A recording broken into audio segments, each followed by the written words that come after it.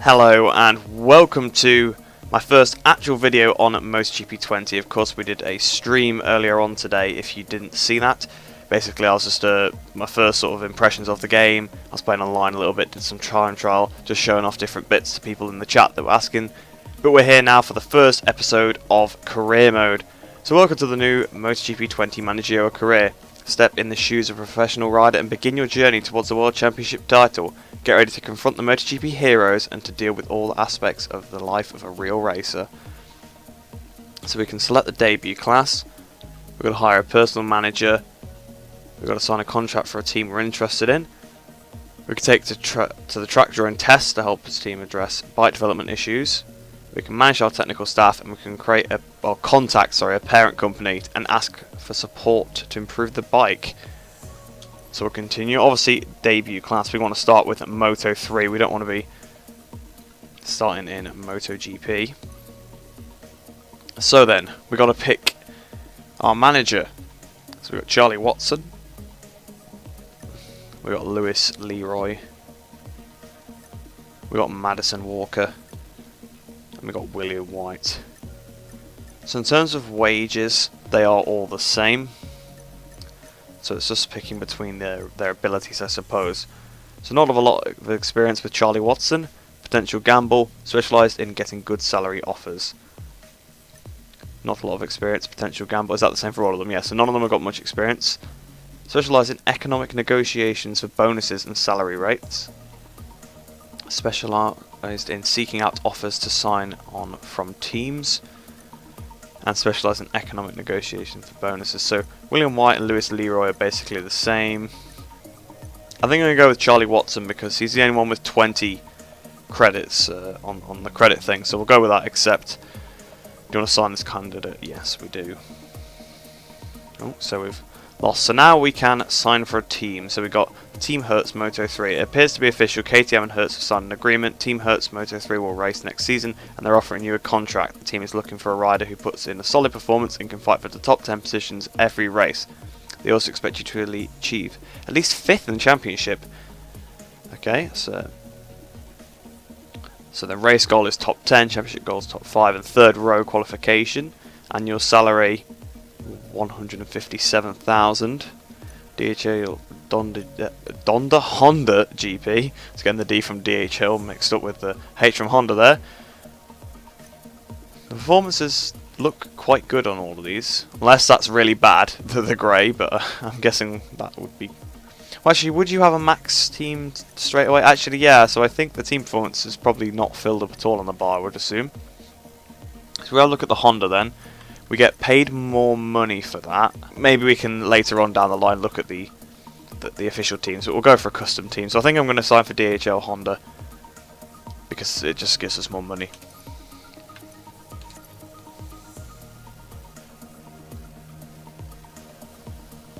Right then, so I think we can customise. So this is a rider. So I've already customised my rider. I went and sorted that out before we started the career.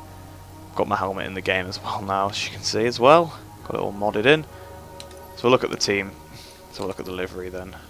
So we've got 2 different liveries. I think I prefer the first one. Fairing then. So we can change the colours. So this is what I've ended up with then. I've decided to make it sort of match the DHL colours because it just looks a little bit better like that. So yeah, we'll head into the next menu, see what happens next. So we are for the team presentation then. Single rider team, Moto3. Obviously using the Honda and sponsored by DHL. So hopefully it will go well for us, obviously in our debut season. Not only with the rider, but with the team as well. So there'll be a lot of things to learn, that's for sure. So here we are then, we're sort of into the career hub. And you can see the standings. Obviously there's been absolutely nothing happen yet so far because we haven't done any testing. So we'll look at the technical staff management then, because we've got quite a few credits. Obviously we've got the signing on fee. So we've got Francesco Rossi and Alexander LeBlanc. So they're both hired by the DHL team, research and development then. So if we have a look at that,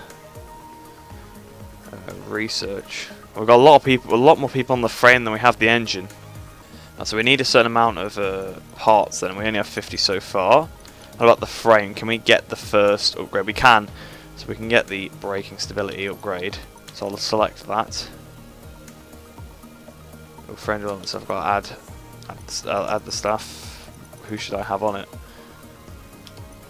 Should I just put all of them on it? Can I have anybody else? I've just added all the stuff here, but now it's only going to take a week for the upgrade to get here, so it should get here pretty quickly. So then let's press Y to advance to the next week. So there we go then. So the frame, we've got that. So actually it was a good idea that we put all those guys on there. So we'll put the engine guy on the engine, obviously. And we'll put all the fairing guys on the fairing again. There we go, so they're all back on here now. So they'll be getting us some research data. So I've kind of got the grasp of how this works now then. You've got to put them on the research section to try and get more points, more research points. And then you put them on the development section when you want the part to come quicker. So that's what you've got to do. Right, that makes sense. Obviously, for now we could afford to just put them all on the development because it just we just got a week where we got the part straight away. So we've got the upgraded bike even before Doha improvement. So we'll advance the next week again. Keep going then, I suppose. Right, so developing this other part. So let's do the same thing again. Put all the guys on here. Let's try and make it as quick as possible. So that's the next part of the frame done then. Get them back on the research sections. Right, so it's telling me there's new candidates available for the chief engine and the data analyst. So we can get more research data if we get better ones. So this guy's better in like every area. This guy's better in some areas and not others. We kind of need a good engine guy. Should we go for Thomas Kramer instead, because he's better in every area than the other guy, and really we need more engine synergy because we'll be upgrading the engine a little bit later. So I'll accept him. I'll sign him on. I'll have a look at the new data analyst then. So we've got Jamie Ferreira or Isabella Ferreira. Oh, they're actually different names, but they're quite similar. Ooh, she does definitely improve our synergy a lot. So I think again I will sign her actually. We are running out of cash quickly. We've not even done any racing yet either. Right, so advance another week then. Right, so developing this other part of the frame again. I know I'm really not focusing on the engine, and you watch, I'll be moaning about the straight line speed the entire time still. But if I have a nice stable bike, I can try and bring something. Right, so we'll advance 1 week. That takes us to Qatar. We'll advance one more then into Qatar. So here we are then. So we got the frame quite updated. We'll put everyone back on the research. Well, they should be. We'll rearrange it around. So once we've got more with the frame's almost done already. To be honest, we've done 3 upgrades and there's only 5 available. So once we've done the frame, we'll put everybody on the engine, and then that'll make it go very quickly. In fact, can we actually get anything on the engine? No, not quite. We could almost, but not quite, right? So anyway, without further ado, we'll head into Qatar now and sort of see how the bike performs. So we're here then in Qatar, and we're actually here in the daytime because they finally added it so that sort of 3 practice sessions are in the day. It's a development test then, so we can unlock. So we unlock more research data then, do we? For doing these. So we'll do the distance analysis where you have to do a couple of laps. We'll head straight out. So we'll mount the recommended tyres, fill the tank to the recommended level, and we'll head out. Out of the last corner then, coming up towards the line. We're going to pass this challenge here. So we got good then on the distance analysis. We didn't quite get perfect, I don't think, so we're not going to quite get the maximum points we could get. Also, we actually only got good, so we didn't even get excellent or perfect, so we get 211 research data, but I don't really want to do that one again. You have to stick on the racing line, it's quite difficult actually. We'll do a race simulation next then. So we're coming to the end of the race stint, or the race run simulation. And we just set, I think we might have just set a fastest lap of the session then at the end as well, if not we were very close to it. So we managed to get all the research data points for that one, so obviously race simulation is much easier it's just a bit boring because you have to sit there going around for lap after lap after lap. But the lap times are really slow. I mean, the lap times are easy to hit on the distance analysis. It's just the lines you have to take are weird. I just struggle to stick on them, especially because I'm struggling to get the bike stopped, and so obviously still trying to learn the game. So we'll go and do a quick lap simulation, which obviously is just a qualifying run, and yeah, and then that'll be probably the end of practice. So coming towards the line then, pretty easy actually. I thought we'd only have to do one lap, but so I lifted off after I finished the first one, then realised I had to do another one. So good job we still managed to beat the time.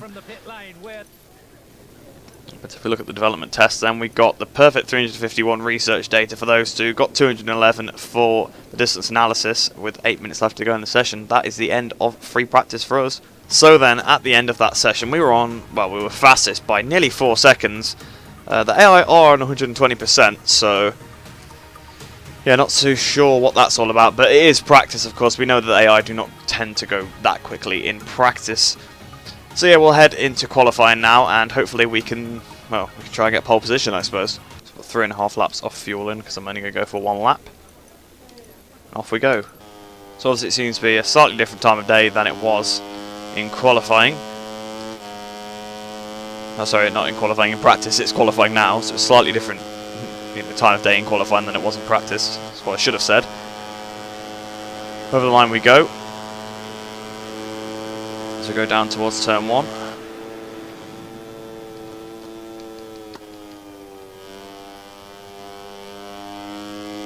Out of turn 1 then we go. I'll flip the bike over into turn 2.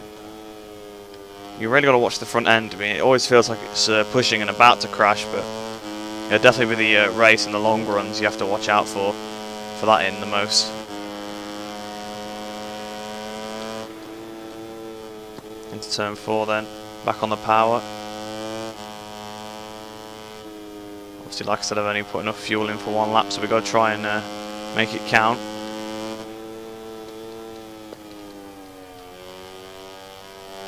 Out of turn 6 then, I think we're gapping that AI behind us. Such a good sign, because obviously most of the AI in this session are quick since it's Q2. So we're up here with the front runners. Another red sector there in sector 2. I'm invalidated! Oh no! Well, it was a deserved invalidation, but such an easy mistake to make. And the slipstream down towards the last corner. He's just lifted off. I guess he must be on his in lap then. But it's a bit dangerous to do when someone's right behind you. Oh, he's had us off! Masia, what are you doing? Oh, Yama Masia. He's just dived back up the inside of us at the last corner and had us off completely.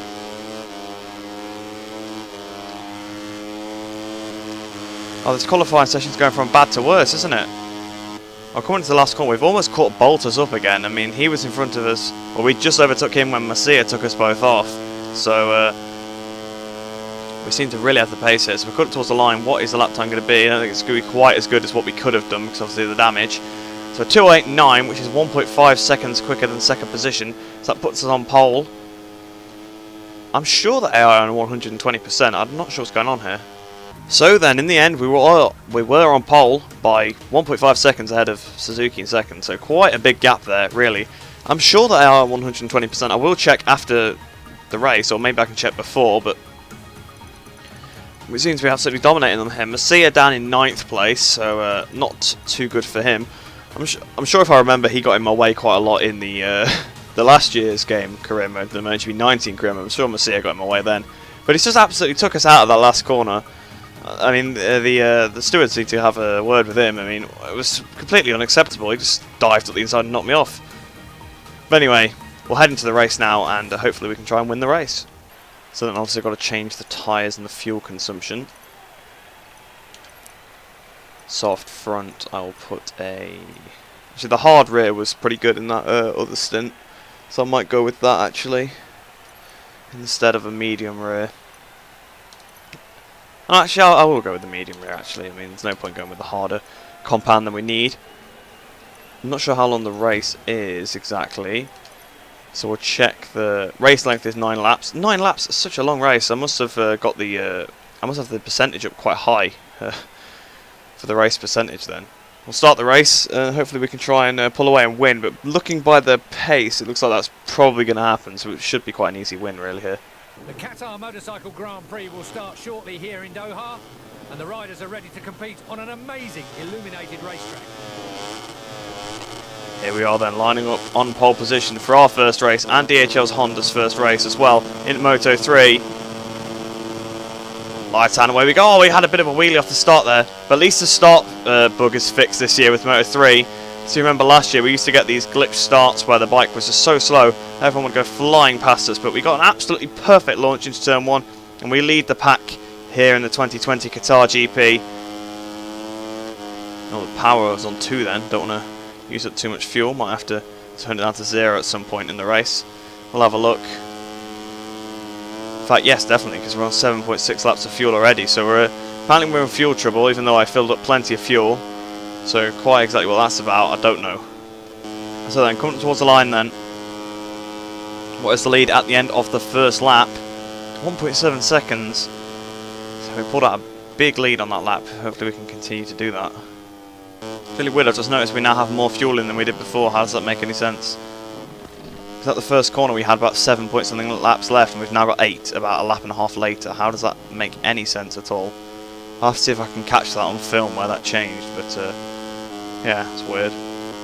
Right, so we're coming up towards the line to start the final lap now, and like really, there must be something wrong with the AI, because I wouldn't have set it to 50% laps either, and I didn't get to, maybe it just didn't let me pick the AI and just set the laps and the AI on their own, so that's probably what happened. So I'll look at it after the race, but it seems to be a bit of an unfortunate easy win, because we're 17 seconds out in the lead. It's been the most boring race I think I've ever done, because it was 9 laps as well, 9 laps of Qatar, so like a 2:10 track for 9 laps on your own is very, very boring, but we're coming towards the end of it now. I mean, I haven't really been speaking either, because there's been nothing to talk about, so I've just been sat in silence for the last 20 minutes just going around Qatar on this Moto3 bike. But yeah, I still don't know what happened with the whole fuel thing. It said I had 7 laps going into the first corner, and then I looked about halfway around the next lap just to see how we were doing, and then we had like 8 point something. I was like, right, okay, that's not right. But it seems like we've got plenty of fuel left now, because we've still got over a lap left, and we're coming towards the end of the lap now. It's always nice to have bit of fuel in reserve. I have no idea where any of the AI are in terms of positions, because I've not really been paying attention to the overtake stuff. Well, there you go, Pizzoli and Rossi are in 27th and 28th. But they've not really been overtaking each other very much. I think McPhee was about 10th, I think. But not sure, could have completely changed. I've not been given the gap, you know, like sort of on that screen there to who's in second for laps after probably like the first 2. Got very far in front of them. But anyway, we're coming towards the penultimate turn now. So what is going to be a pretty easy win. I feel a bit bad about it, but to be honest, there's not a lot I can do when the game just randomly picks the distance and the performance for absolutely no reason. But we've got 0.6 laps of fuel left, and we're coming towards the line, so we're going to have plenty of fuel left in reserve to get back round to the pits. But it's a win in the debut here in Qatar. So then, we won the race ahead of Messier in second, who was 20 seconds down on us. It's absolute domination there. Fanati dropped down quite a bit to 9th place. But to be honest, Messier did a pretty good job to get through in that race. I think he started quite far down. I mean, Carlos Tatai was a minute and 11 behind. We were like half a lap ahead of him. But yeah, if you look at the AI lap times, we were like 3 seconds a lap faster than them.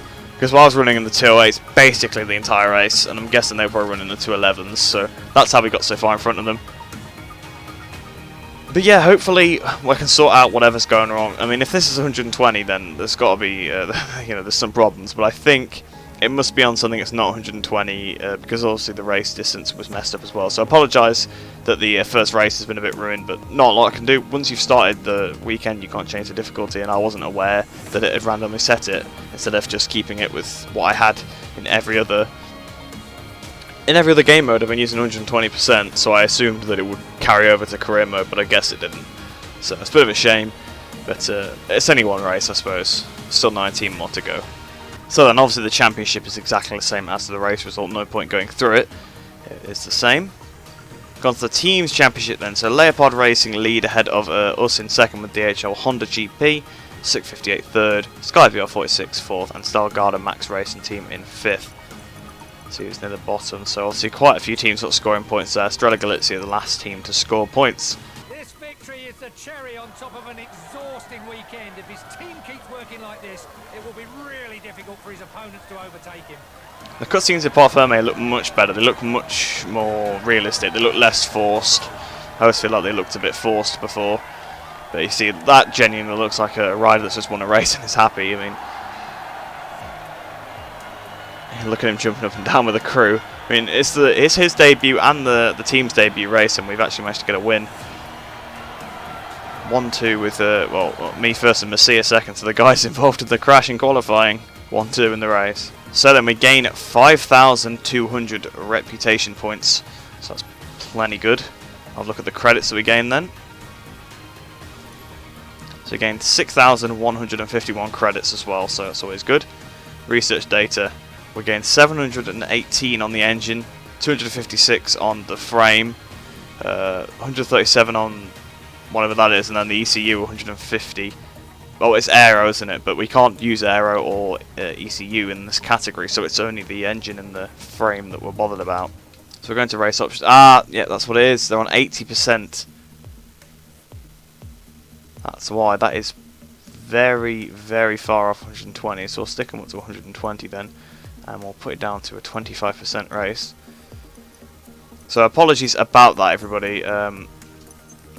Not a lot I can do. I didn't notice it at all. So that's just one of those things. So hopefully for the next race, it'll be sorted out. But I think that's where I'll end it for this episode. In future, I'll do 2 races in one episode. But obviously, because we had all the setup and things like that to sort out, I thought I'd just do one in this episode. So I hope you have enjoyed that one, despite obviously the problem with the AI difficulty in the race distance. I do apologise for that. But I just didn't check the race options. I just thought it'd carry over my AI difficulty that I'd been running in the other game modes across. But we made a lot of progress in that. Obviously we signed for the DHL Honda, we improved this frame to 60% already, and hopefully we can make it even better. But yeah, hope you have enjoyed that one, hope you enjoy the rest of your day, hope you're all staying safe, and I'll see you in the next video.